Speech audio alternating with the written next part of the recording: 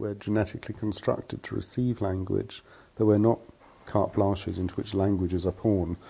We actually are born with an expectation not only of father and mother, but also of language. And that fantastic curse of to Prospero from Caliban, when Caliban turns on his pseudo-father and says, "You taught me language." I don't know why it's so emotional, that, but teaching our children words and giving them labels to talk about things is very important. It's quite interesting.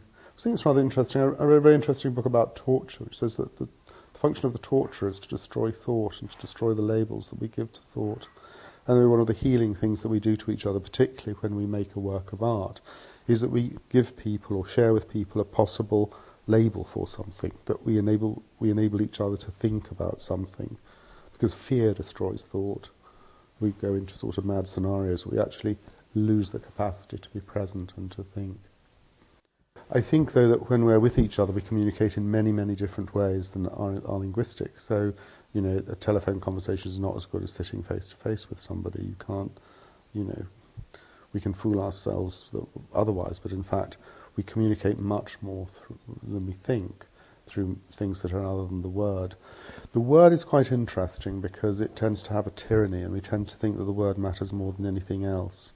But I think the word is only part of the equation. I think that words and movement, for example, are absolutely interconnected, that breathing, feeling, thought, imagination, all of these things are absolutely connected, and that you can't think of text without thinking about movement, that a word is movement in another form, or a movement is a word in another form. I think it's wrong that the word comes first. I think breathing and movement happen before the word comes.